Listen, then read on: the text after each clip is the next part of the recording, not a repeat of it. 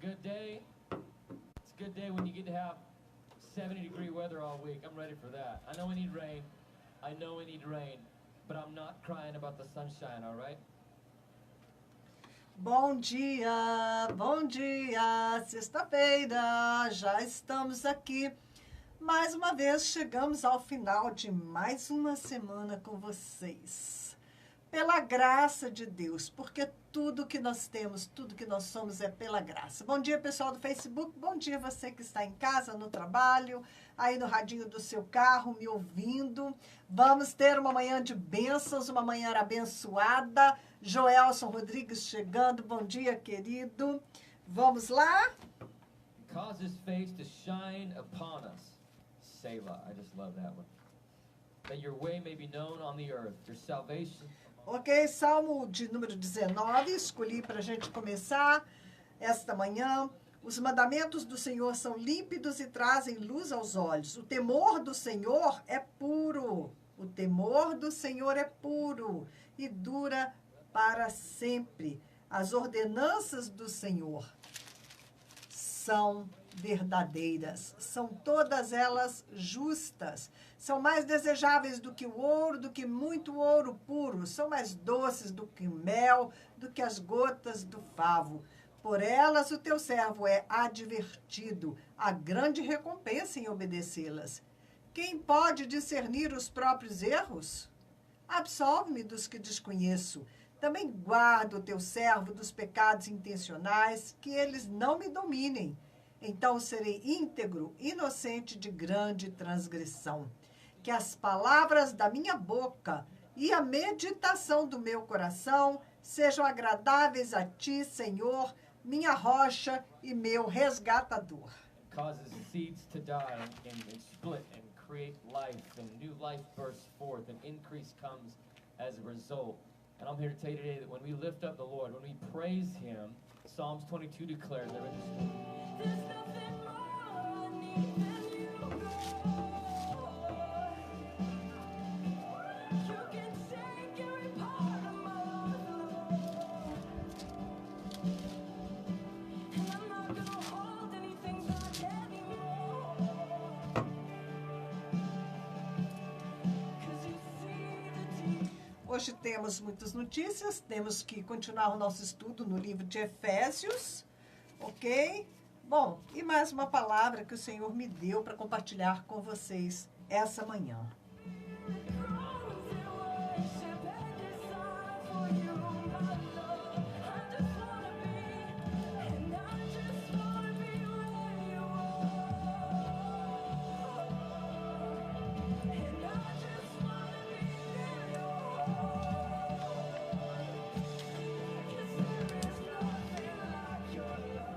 Bem, vamos começar compartilhando um testemunho que eu ouvi ontem de uma mulher.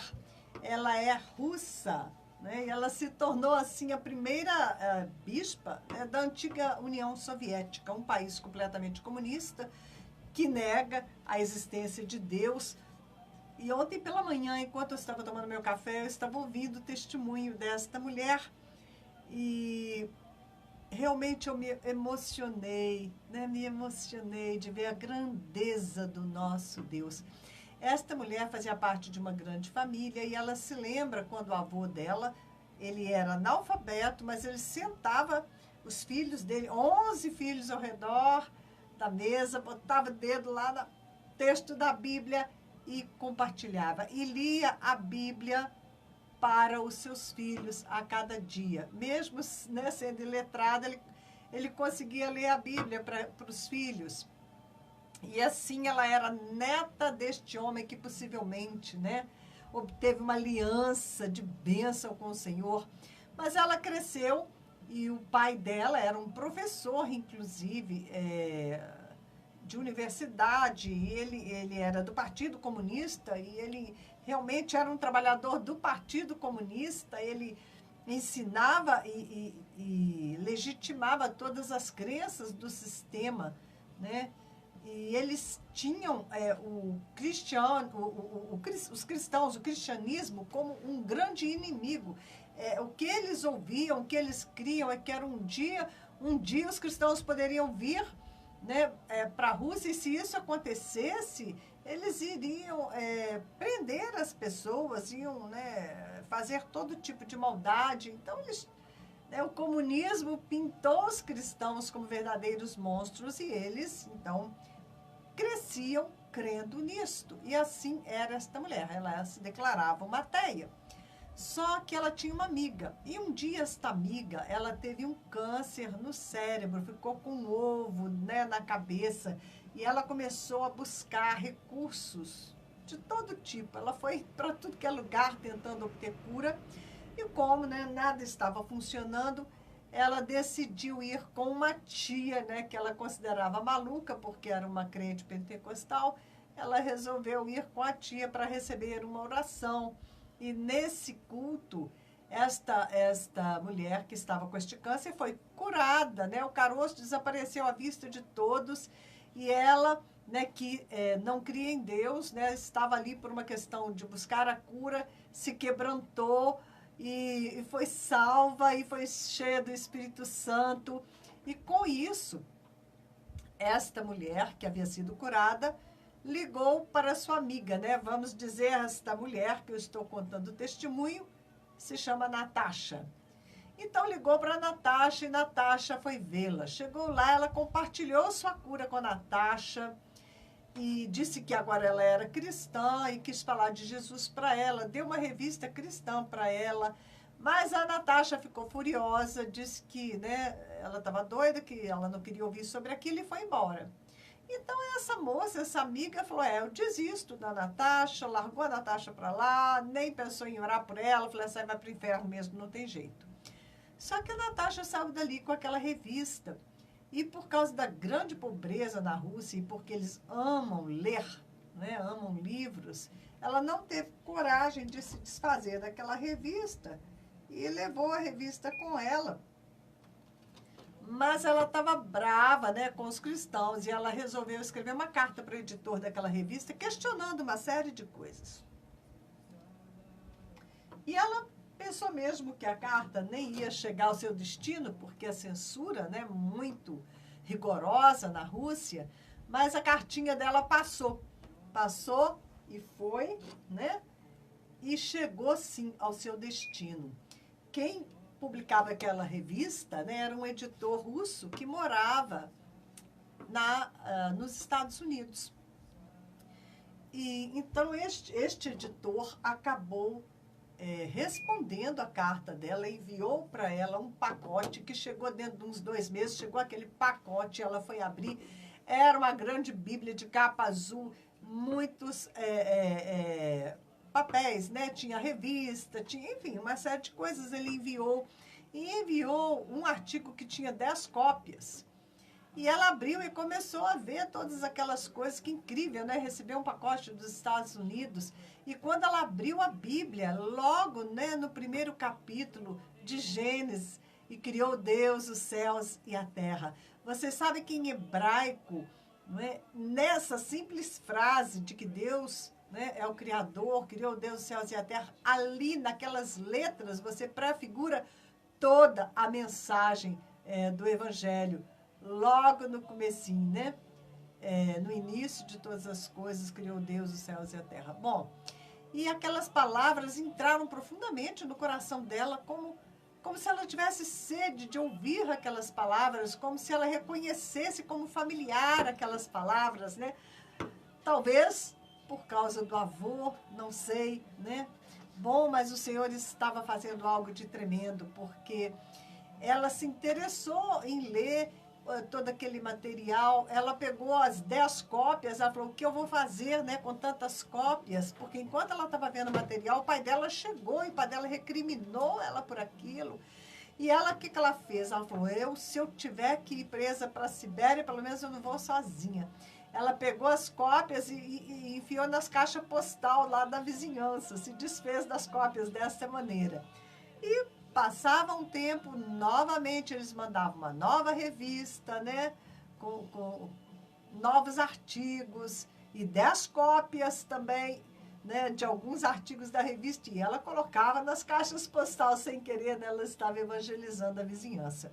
O fato é que um dia ela recebeu uma carta, né, escrita em inglês, de um senhor americano. E este homem, né, o editor da revista, compartilhou com este cristão e falou: olha aqui essa cartinha que eu recebi, né? Essa moça é uma russa e ela se diz ateia.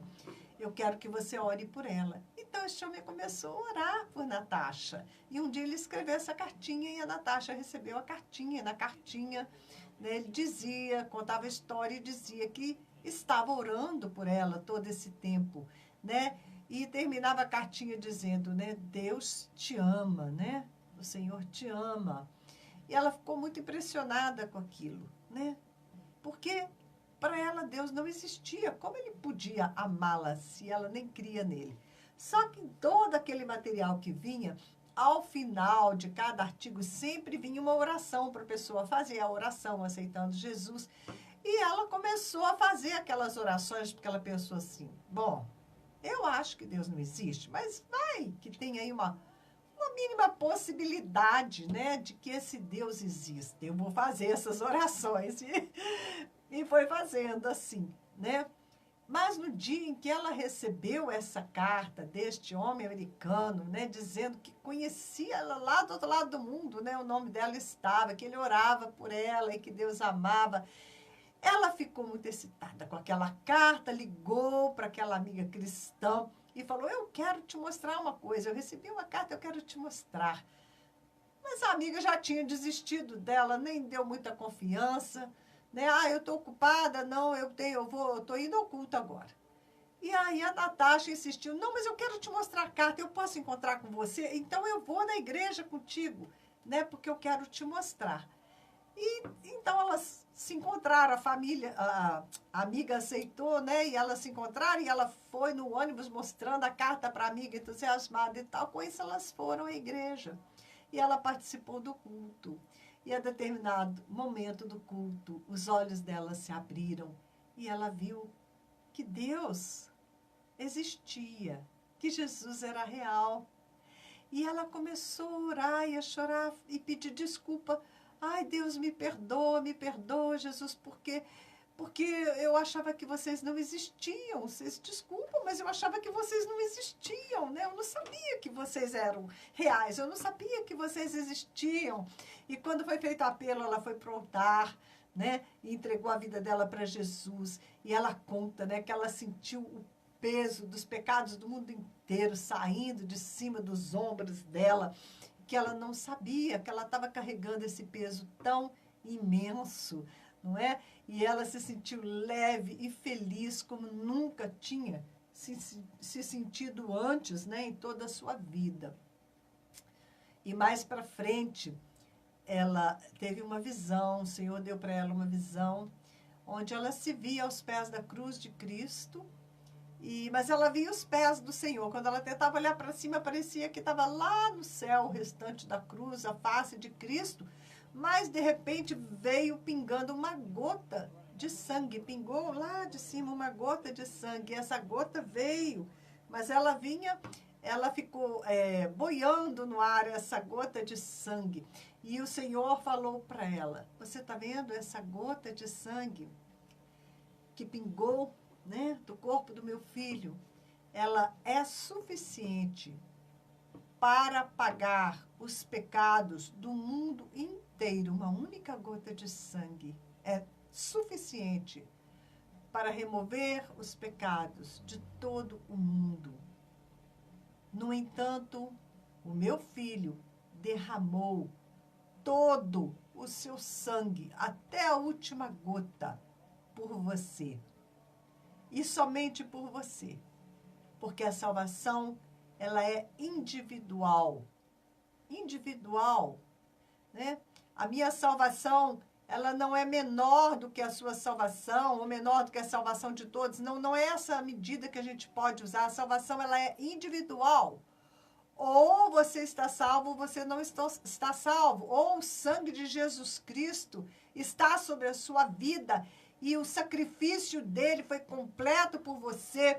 Ele teve que passar por toda a agonia, por todo o martírio, por todo enfrentamento da morte, ele teve que passar isso por você. Então, já que ele teve que passar toda esta dor, todo esse sofrimento, ele teve que passar por toda esta prova por você, vamos aproveitar, não é? E expandir o sacrifício dele, a salvação né, que ele providenciou, a salvação através de Jesus Cristo. Vamos, já que ele teve que fazer tudo isso, vamos aproveitar para que essa salvação chegue ao maior número possível de pessoas. Você compreende? Ele não salvaria nenhuma só pessoa se ele não passasse por todo o processo que ele passou. Mas uma vez que ele passou por todo o caminho que ele passou para comprar a minha salvação, então agora vamos, né, utilizar, aplicar a redenção de Cristo Jesus ao maior número possível de pessoas.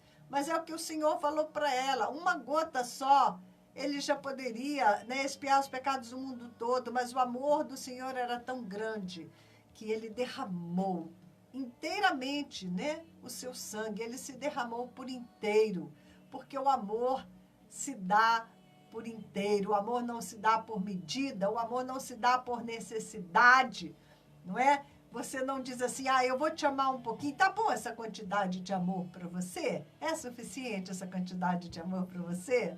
Não é assim que a gente ama, não é? Quando a gente ama por inteiro. O amor, ele não tem limites, ele não tem medida, não é? Embora que nós vamos ver aqui na carta aos Efésios, quando Paulo, ele faz essa oração linda, maravilhosa na carta aos Efésios, no capítulo 3, lá no verso 18, que vocês possam, juntamente com todos os santos, compreender a largura, o comprimento, a altura e a profundidade, e conhecer o amor de Cristo, que excede todo conhecimento. Como a gente conhece algo que excede todo conhecimento, né? É porque este conhecer não tem a ver com o conhecimento do nosso cérebro, a nossa capacidade de conhecer, né, com a nossa mente, e sim com o nosso coração, não é? Aqui, este conhecer o amor de Cristo, que Paulo fala, é conhecer com o nosso coração, conhecer com a nossa comunhão com Ele, experimentando, né, com a experiência de vivenciar.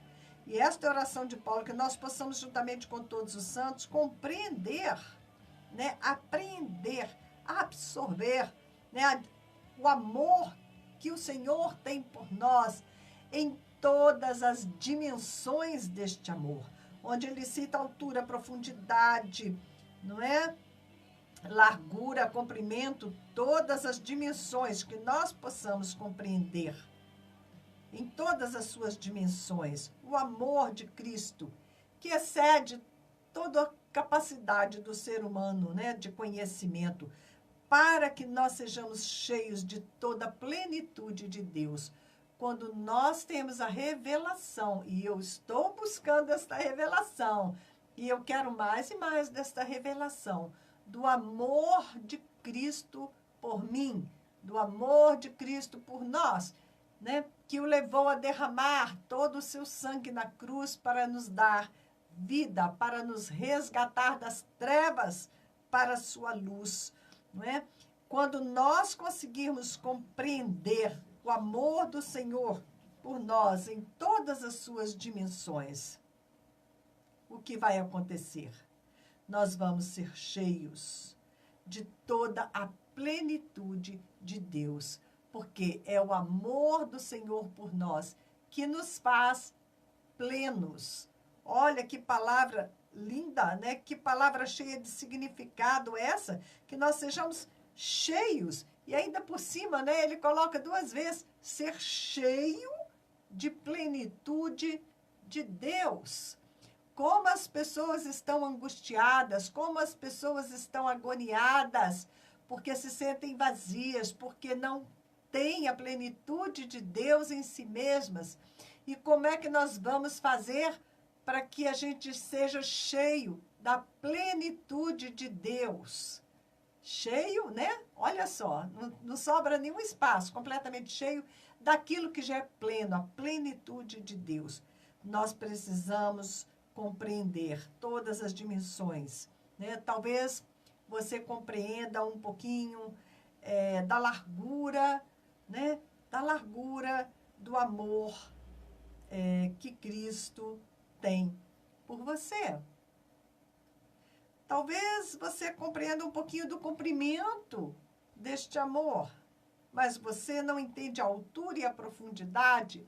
Então, nós podemos avançar na revelação deste amor de Jesus Cristo por nós, conhecendo não somente a largura, mas, quem sabe, o comprimento, ou a altura, ou a profundidade. Nós precisamos conhecer o amor que Deus tem por nós em todas as suas dimensões. E aí sim nós vamos ser cheios de toda a plenitude de Deus.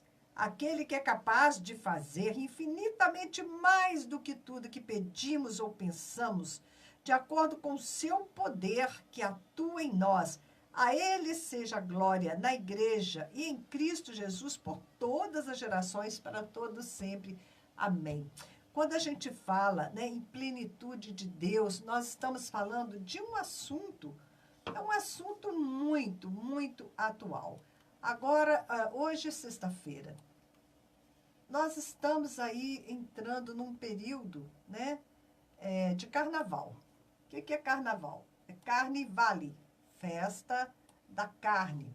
As pessoas, elas acham que elas podem se divertir. E elas começam a buscar todas as maneiras, né, para que elas possam se preencher com alegria, para que elas encontrem alguma razão de por que elas estão vivas, o que é que elas estão fazendo neste mundo. E o carnaval é uma dessas ocasiões em que as pessoas elas vão beber, elas vão fazer tudo, né, vão se sentir liberadas para buscar o prazer. Só que o prazer, segundo a carne, a palavra é muito clara. Você vai encontrar a morte, você não vai encontrar vida. Este prazer, segundo a carne, ele traz morte, ele traz infelicidade, né? Ele traz depressão sobre a sua vida, abre portas para muitos demônios que vêm, né, possuir você. Vem possuir você, porque cada pecado que você comete é um demônio que vem possuir aquela área da sua vida. E nós não queremos nos entregar a demônios, nós queremos nos entregar ao amor de Jesus Cristo. Nós desejamos isso, né? O que é que o ser humano mais deseja, senão ser amado? Não é? Esse é o nosso maior desejo, é ser amado. E Jesus, ele nos ama deste tanto, de tal maneira que nós nem conseguimos compreender. E isso é terrível, porque nós precisamos aqui, né, de orar a restauração de Paulo pelos Efésios. Está aqui no capítulo 3, no mesmo capítulo, é só você voltar um pouquinho. Não é? Ele diz, por essa razão ajoelhe-me diante do Pai, do qual recebe o nome toda a família nos céus e na terra. Deus tem uma família nos céus e na terra. E nós somos parte, né, da família de Deus. Se você é nascido de novo, se você é habitação do Espírito de Deus, se você é selado com o Espírito, você é herança do Senhor, você é família de Deus. Então, Paulo está orando por esses. Oro para que, com as suas gloriosas riquezas, ele os fortaleça no íntimo do seu ser, com poder. Onde nós somos fortalecidos? No íntimo do nosso ser, é no nosso espírito. que nós somos fortalecidos com o poder de Deus por meio do seu Espírito, para que Cristo habite no coração de vocês mediante a fé. E oro para que, estando arraigados, né, com as suas raízes ali entrelaçadas e agarradas e alicerçados em amor, vocês possam, juntamente com todos os santos, compreender, apreender, experimentar, vivenciar a largura, o comprimento, a altura, todas as dimensões e conhecer o amor de Cristo, que excede todo conhecimento. Para quê? Para que vocês sejam cheios de toda a plenitude de Deus. Alguém cheio da plenitude de Deus pode acaso estar deprimido, pode acaso estar triste, pode estar se sentindo entediado. Todas as vezes que nós nos sentimos solitários, é porque nós não estamos experimentando, vivendo este amor de Cristo, esta plenitude de Deus nas nossas vidas. Eu me lembro muito bem quando eu estava no meu começo de conversão e estava cheia do Espírito. Já tinha se passado algum tempo, alguns anos, né? Mas eu, pelo menos nos meus primeiros 10 anos de convertida, eu ainda estava no primeiro amor. E eu me lembro que os meus filhos ainda moravam comigo e eu preparava o almoço correndo. Eu sempre estava correndo porque eu queria ter tempo de orar, queria ter tempo de ler minha Bíblia, né? E eu correndo, servia comida para eles, servia o meu prato, me assentava para comer. Quando eu ia levar a comida à boca, a presença do Espírito do Senhor era tão forte no meu interior que aquela onda de amor de Jesus subia aquela onda de amor que fechava a minha garganta e descia as minhas lágrimas. E por mais que eu estivesse com fome, eu abandonava o prato, abandonava o talher e ia para o meu quarto, dobrava os joelhos na beira da minha cama, não é? Para extravasar aquele sentimento, aquela onda de amor que subia, né, do meu espírito, do Espírito do Senhor no meu espírito. Como eu tenho saudades, né, deste tempo. Era tão tremenda, né, aquelas ondas de amor do Senhor me preenchendo, que eu não conseguia nem comer. Aquilo era mais forte do que a fome, me preenchia mais do que o próprio alimento, do que a própria comida. Eu me lembro de que por anos, né, eu acordava e eu buscava o Senhor e eu só ia comer lá para as 10, 10:30 da manhã, era a minha primeira alimentação. Foi um jejum que durou assim anos. Por fim eu abandonei porque virou um hábito. Eu falei, Senhor, acho que não tem mais, né, nem validade diante de Ti, não é? E eu sempre tive problemas, né, com gastrite no estômago. E durante todo aquele tempo, né, eu dormia, eu acordava e eu só ia tomar o café da manhã 10, 10:30, porque a minha fome era só de Jesus. Nada me fazia falta neste mundo, nada mais, nada mais. A minha vida era orar e era me deleitar na presença do Senhor. E nós precisamos recuperar, não é? Recuperar essa intimidade, ser cheios do conhecimento, do amor do Senhor, para que sejamos cheios da plenitude de Deus. Então, as pessoas, elas estão muito sozinhas, elas precisam de amigos, elas precisam de marido, elas precisam de tanta coisa.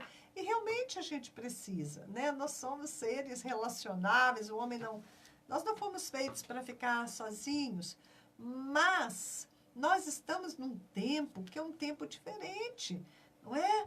Jesus está às portas, o nosso noivo está às portas e nós devemos ter olhos para Ele. E quando sentirmos assim, Senhor, né, eu gostaria tanto, né, de ter um amigo, de ter alguém que me abraçasse, que me beijasse. Tantas pessoas, né, estão sentindo falta disso. Nós precisamos, nessa hora, nos voltar para Jesus e falar: Senhor, me preenche com teu amor. Me revela o teu amor. Porque o apóstolo Paulo, ele tinha a revelação deste amor, né? Tanto que ele ora, né? Senhor, abre os olhos, né? Abre os olhos para que eles possam, abre os olhos do coração. Onde é que está?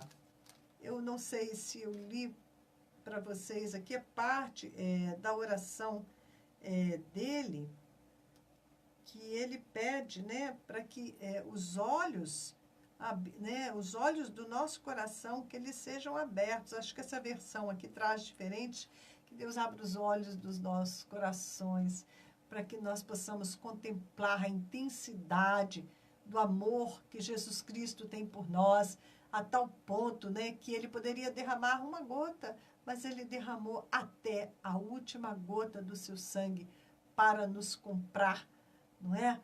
Para nos atrair para ele com amor. Então, não tenha dúvidas de que essa falta que você está sentindo, essa frustração, essa depressão, esse nervoso, seja lá o que for, o que mais nós precisamos e só o que nós necessitamos é nos aproximar mais de Jesus, conseguir, como diz o apóstolo, compreender e conhecer este amor de Cristo, né, que excede tudo, excede todas as coisas, toda a nossa capacidade de compreensão humana, não é? É maravilhoso esse amor e é dele que nós necessitamos. Oh no, there is nothing like your love, and I just wanna be where you are. Oh God, and I just wanna be near your heart. Vamos lá, vamos dando alô aqui para o pessoal que chegou no Facebook. Alcione, bom dia. Inês, Marcos Alves, Meire, Aviva Kids, lá de Neuville, mais quem? Agostinho Ferraz, Geraldo Ribeiro, Cláudia Aparecido, Grace, Cíntia, todos vocês do Facebook, um dia muito abençoado, ok? Para mim e para vocês. Eu estava contando o testemunho da Natasha, né? Aquela russa que de uma maneira tremenda veio para o Senhor, né? Como Deus, ele encontra caminhos para encontrar as pessoas nas situações mais improváveis. Esta mulher se tornou uma evangelista. Ela visitou, acho que quase todas as vilas da Rússia, foi milhares de lugares por onde ela foi. Ela foi visitar aquelas velhinhas conhecidas como babuscas. Essas senhoras, elas são casadas, né? E esses homens da Rússia, é muito forte o vício da bebida, porque é um país muito frio, então eles bebem vodka, né? Para se aquecer e se tornam alcoólatras. Alcoólatras ao tal ponto que eles, às vezes, ficam jogados na rua e a temperatura é muito baixa, então eles perdem a ponta do nariz, perdem a ponta das orelhas, perdem a ponta dos dedos do pé. É algo terrível, né? Então, tem ministério cristão trabalhando, né, com estes homens. Eles se entregam à bebida, ficam viciados, batem nas suas esposas. Então, essas babuscas são mulherzinhas, né, muito sofridas, sem esperança. E ela foi levar a esperança, foi levar Jesus para todas essas mulheres, nessas vilas, nos lugares perdidos ali da Rússia. Deus usou esta mulher tremendamente. Ela se converteu, já tinha 30 anos de idade, não é? E ela se converteu e logo, né, ela se entregou para o Senhor, né, com muito afinco, porque ela queria que as pessoas soubessem, né? Logo que ela se converteu, ela viu o Senhor, então o Senhor existe mesmo, existe Deus, existe Jesus, e Jesus tirou o fardo do pecado dela. Ela queria chegar em casa, né, e compartilhar com o pai e a mãe dela que eles estavam enganados, que Deus existe, né? E dali Deus usou essa mulher como um instrumento tremendo ali na Rússia para trazer almas para Jesus.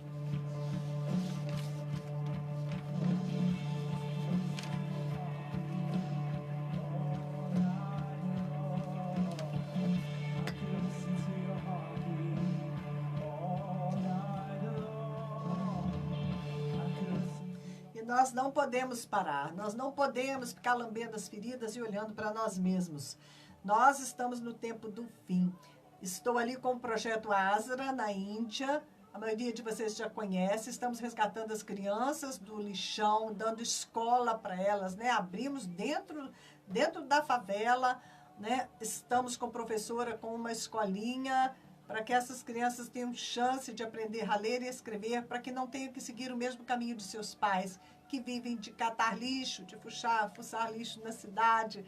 Né? As famílias não têm como sobreviver, as crianças ficam o dia inteiro abandonadas, sem comida, sem qualquer proteção, sem qualquer cuidado.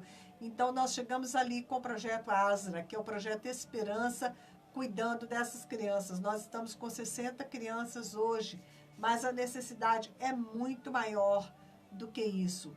Ontem estava conversando com a pastora Mona e ela estava me falando de meninas do Masdur Camp, que é onde também temos uma turma com 20 crianças, e ela estava compartilhando, me falando de crianças da escola que precisam oração. Nós temos lá a Anu, que é uma menina de 9 anos de idade. Ela teve um acidente, né? Teve um acidente com ela e ela perdeu dedo do pé e já passou por 3 cirurgias. Agora já está encaminhando para uma 4ª cirurgia, mas os médicos não querem fazer, porque eles acham que ela não aguenta mais entrar numa 4ª cirurgia. Mas o dedo dela, esses dedos que foram acidentados, ainda estão doendo muito. Né? Que Deus tenha misericórdia da Anu, desta criança. Estamos lá tentando cuidar. Pelo menos ela tem o que comer na nossa escola, né? Tem uma chance de ser cuidada. A outra menina lá do Masdur, que também está com problema, é a Diote. A Diote, ela nasceu só com uma orelha. E ontem o ouvido dela começou a sangrar durante a escola. Começou a sair sangue do ouvido da criança. Né? Também vamos aí levar ao hospital, providenciar, porque os pais, eles não cuidam, né? Eles são muito lentos em fazer qualquer coisa, estão numa situação muito difícil. E nós, então, estamos ali para abençoar este povo, principalmente com a salvação em Cristo Jesus. Estamos trabalhando também com as mães dessas crianças, tem reuniões semanais, ok? E eu preciso cumprir o meu compromisso de enviar o dinheiro para pelo menos pagar o salário, que é pequeno, das professoras, da coordenadora, das cozinheiras, comprar alimento para as crianças. E por isso eu conto contigo para caminhar comigo neste projeto. É um projeto missionário. Você pode me adicionar no seu WhatsApp, que é 32, daqui de Juiz de Fora, 32 991 95 9489. Vai ser um prazer te conhecer, falar contigo. E você pode adotar uma dessas crianças para que elas possam sair da completa miséria para ter um futuro e principalmente, né, para aprender sobre Jesus, para que entreguem suas vidas a Jesus, como tem acontecido. As nossas crianças já aprenderam a orar, já estão salvas, né? Cada uma que vem para a gente ministrar nas terças-feiras, eu ministro através do WhatsApp, estão sendo batizadas no Espírito Santo. Deus está fazendo uma obra maravilhosa, ok? Que você pode ter o privilégio de participar com a sua oferta. E Deus vai ser glorificado nisso.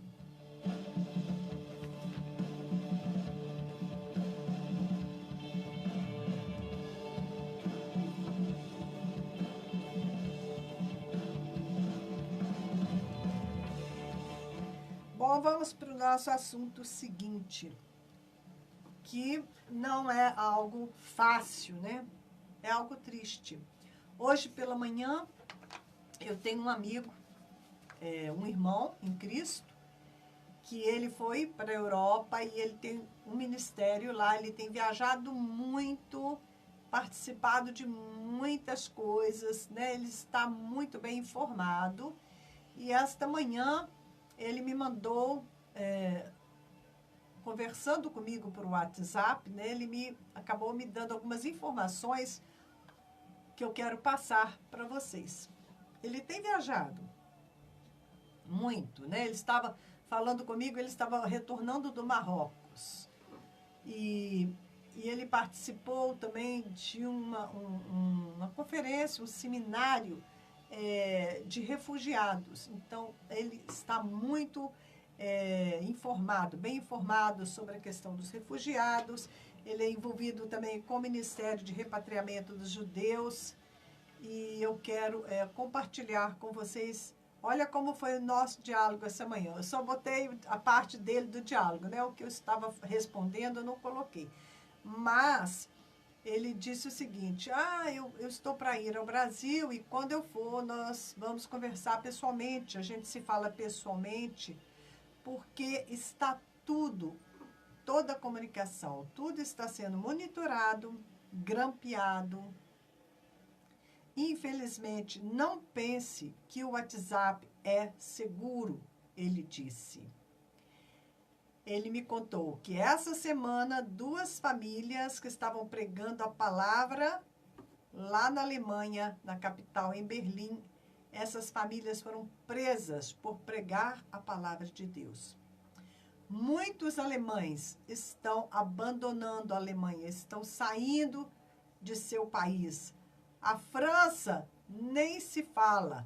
Os próprios moradores, eles estão sendo acuados, né? Os nacionais, eles estão tendo que deixar sua própria nação. E a mídia não tem divulgado isso. E por que eles estão saindo? Porque os muçulmanos estão entrando e tomando conta. Os governos desses países, eles estão sendo comprados pelo Islã. Ele disse que é uma situação muito triste, que a nova ordem mundial, né, que vai introduzir o anticristo, está ganhando força. Muitos estão também fugindo do Oriente Médio, fugindo das barbáries, né, que o nome é barbárie, porque barbárie vem de bárbaros, né, e os bárbaros é que invadiam os povos, invadiam as nações, os países, né, e trucidava todo mundo sem dó nem piedade. Assim que os muçulmanos fazem, degolam os cristãos, exterminam as minorias porque eles querem dominar o mundo e eles estão focados nisso. E isso vem, né, desde o começo do islamismo, que foi 600 e poucos, né, com o surgimento de Maomé, que eles têm essa intenção de dominar o mundo, que todo mundo que não é muçulmano é infiel, ou se converte, ou deve ser eliminado. Isso é a mentalidade, né, da jihad, a guerra santa que eles falam. Então, muitos estão fugindo também do Oriente Médio para, né, sobreviver. Deixam suas casas, seus países, porque, caso contrário, vão ter que enfrentar a morte.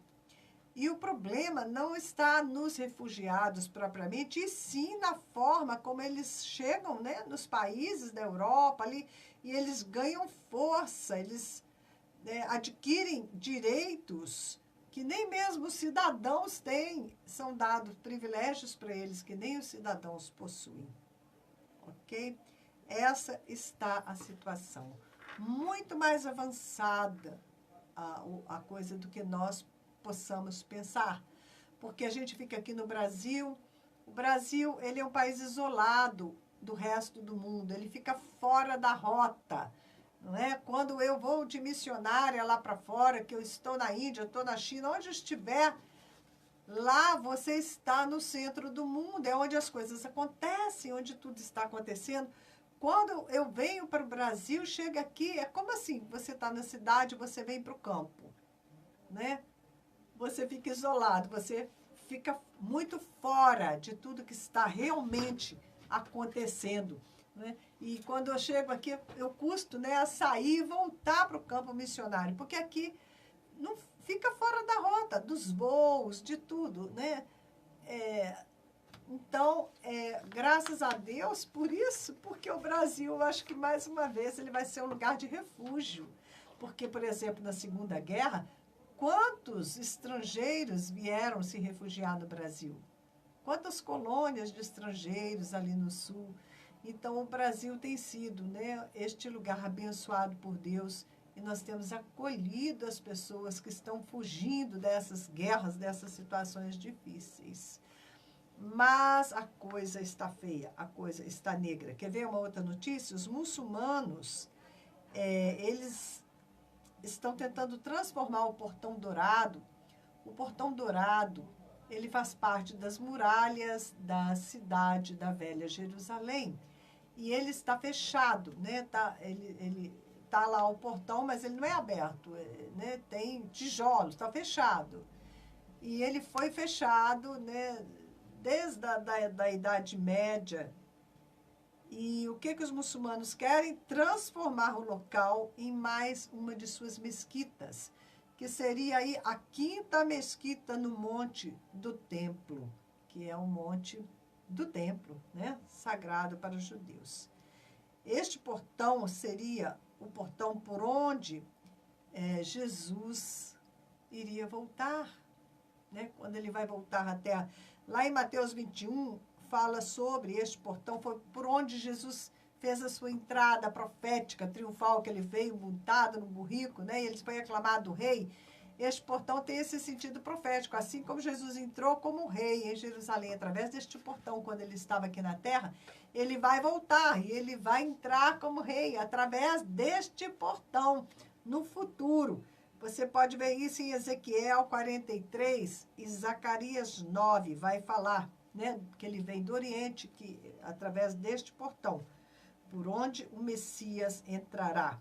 E o que está acontecendo ali? Eles estão tentando tomar este lugar à força, foram todos ficar orando ali, e houve manifestações violentas, a polícia teve que intervir, tudo que os muçulmanos entram, né, vira aquela violência, porque é o espírito que os acompanha, um espírito de violência, um espírito de conquista, né, é isso que eles querem mesmo, dominar o mundo. Então, entrou a polícia e o primeiro-ministro de Israel, Netanyahu, proibiu toda e qualquer oração naquela área, né, de frente do Portão Dourado. Mas eles não desistem, eles insistem, eles vão de um jeito, eles vão de outro, e quando, né, a gente resolve que quer muito uma coisa, como eles decidiram, eles acabam conseguindo, a pessoa acaba conseguindo. Quando você quer muito algo, você acaba conseguindo, principalmente se estiver em acordo com os planos de Deus, não é? E a gente sabe que está já quase o momento aí da manifestação do anticristo, e o Senhor, ele ainda tem muita misericórdia, né? Muita graça. Por isso que ele ainda não permitiu a manifestação do anticristo. Por isso que ele vai atrasando o processo. Ali nos Estados Unidos, a igreja clamou tanto ao Senhor que ele levantou o presidente Trump e ele veio, né, contrariando, tentando impedir a agenda da ordem mundial. Tanto que ele, imediatamente, ele fechou as portas dos Estados Unidos para todos os imigrantes, para que não aconteça como está acontecendo ali na Europa, uma verdadeira invasão. Só que talvez ele tenha fechado as portas um pouco tarde demais, porque o Obama escancarou as portas, né, e entrou muito muçulmano nos Estados Unidos, entrou muitos desses que querem, né, conquistar e se apropriar de todas as coisas. Então, eles já estão ali dentro, né, dos Estados Unidos, e eles já vão ter que lutar com eles dentro do seu próprio território, infiltrados na política, em posições de poder. Mas porque Deus permitiu, né, que o presidente Trump fosse eleito como uma misericórdia de Deus, né? Assim, Deus atrasou um pouquinho mais os planos do inimigo, não é? E eu estava vendo, eu compartilhei com vocês, para vocês colocarem lá o Joseph Prince, um pregador muito excelente, que vocês podem assistir, tem muitas coisas dele como é que é? Traduzidas para o português, ok? Você pode ouvi-lo em português. E eu estava, né, acompanhando o estudo dele, eu estava vendo que quando Deus falou com o homem para que ele não comesse da árvore do bem e do mal que estava no jardim, o Senhor falou, o dia que você comer desta árvore, você vai morrer. Então, no dia em que o homem comeu da árvore, né, ele morreu. Só que um dia para o Senhor é como 1000 anos. Então, quando Deus teve que julgar a terra, e ele julgou a terra através do dilúvio, o Senhor, ele ainda assim, ele adiou o derramar da sua ira. Por quê? Porque Enoque, que andava com Deus, teve um filho chamado Matusalém. E quando Enoque teve este filho, ele teve uma revelação de Deus. O nome Matusalém significa o Senhor julga, né? E ele recebeu essa informação de que o dia que Matusalém morresse, Deus iria julgar a humanidade. O dilúvio ia acontecer no dia que Matusalém morresse. E Matusalém foi o homem que viveu mais tempo. Se um dia para o Senhor é como 1000 anos, e no dia que o homem pecar, ele morrerá, não é? Foi essa a sentença de Deus para Adão, que o dia que ele comesse da árvore, ele morreria. Matusalém viveu 969 anos, não completou 1000 anos, não completou um dia, e ele morreu. Mas ele viveu mais, né?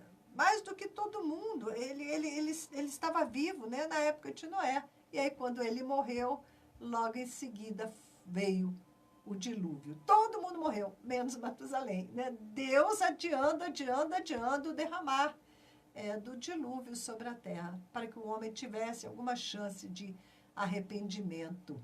E nós estamos vivendo nesses dias, nos dias da paciência de Deus, onde por causa da oração de seu povo, o Senhor está segurando, não é? Que o anticristo possa subir ao poder. E eu estava conversando com o Senhor antes do programa, falando, Senhor, me dá uma palavra. Olha a palavra que o Senhor me deu para compartilhar hoje com vocês. Está em Marcos, no capítulo 13, a partir do verso 32.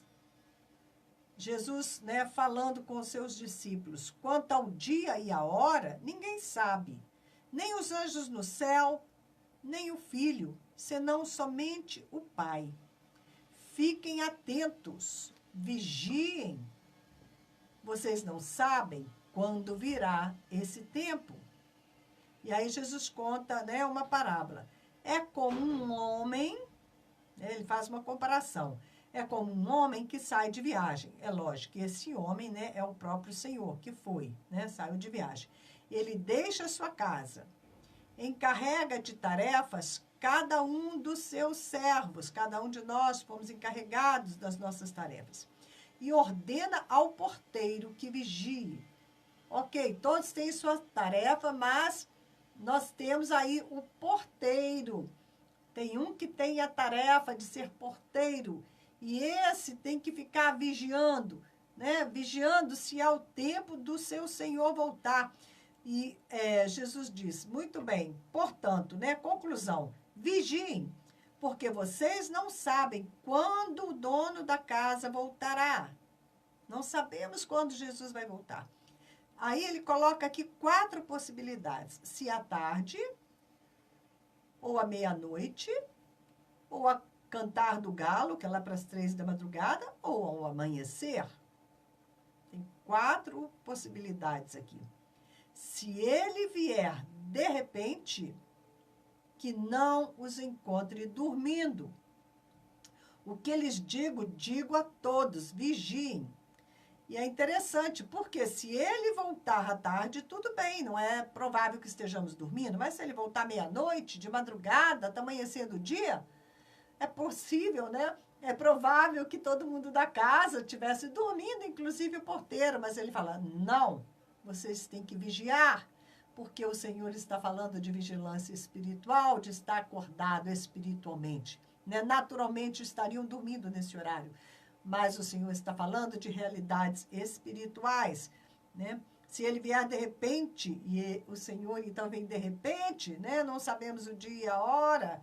E aqui eu creio falando do arrebatamento, porque a segunda volta de Jesus nós vamos ter muitos sinais, mas para o arrebatamento não tem não. Se ele vier de repente, que não os encontre dormindo. O que lhes digo a todos, vigiem, vigiem. É muito bom vocês lerem aqui, Marcos começa aqui no capítulo 13, o sinal do fim. dos tempos. Jesus vai falar sobre esses tempos que nós estamos vivendo. Ele manda observar a figueira, que é Israel, e quando Israel tivesse voltado para sua terra, essa geração que viveu isso, né, de 1948 para cá, a volta de Israel, ela não passaria sem que todas essas coisas tivessem acontecido. Então, nós estamos na beirinha, vamos vigiar, vamos orar. Não deixem de clamar pelo Brasil, que o Senhor possa dar sabedoria, possa abençoar o nosso presidente Bolsonaro com seus ministros. E nós proibimos a entrada deste principado de guerra no Brasil. Nós não aceitamos, vamos orar, rechaçando qualquer guerra no território brasileiro, proibindo esses espíritos de guerra, de morte, de penetrar na nossa nação. O Senhor me levou 2 vezes na Venezuela. Na última vez, o Senhor me levou exatamente na fronteira de Pacaraima, lá do Brasil em Pacaraima, Roraima, com a Venezuela. Eu, com a pastora Tânia e mais uma outra irmã venezuelana que nos deu legalidade, né, para orarmos, nós fechamos a fronteira da Venezuela com o Brasil para que o espírito que estava atuando lá não entrasse no território brasileiro. O Senhor me levou a esta batalha na fronteira da Venezuela. Mas o principado de corrupção não conseguiu entrar, está tentando entrar o principado da guerra. Vamos orar, vamos proibir, não vamos permitir que o Brasil se torne campo de guerra. Que Deus tenha misericórdia de nós. Muitas profecias falando que isso vai acontecer. Eu digo não. Não, Senhor. O Senhor está avisando que é para a gente orar para que isso não aconteça. Que o Senhor mova os exércitos poderosos dele. Vigia, não fica distraído. Jesus pode voltar também no carnaval, ok? Eu vou estar com vocês aqui todos os dias. Normalmente você pode me sintonizar, que nós vamos estar aqui na muralha, ok? Clamando ao Senhor, porque são dias de clamor para que o Senhor possa vir e para que o reino de Deus prevaleça contra o reino das trevas e que muitos possam ser resgatados antes ainda que o Senhor venha, ok? A graça do Senhor seja poderosa sobre a sua vida, sobre a minha vida. Eu agradeço que vocês estiveram comigo. Mandem os seus recados, compartilhem comigo, eu vou ver as suas mensagens, ok? Muito bem. Segunda-feira, às 10 horas. Se Deus quiser, nós nos vemos novamente. Foi um prazer, ok? Compartilhar das coisas do Senhor com vocês nessa manhã. Fiquem na paz. Bom dia, queridos.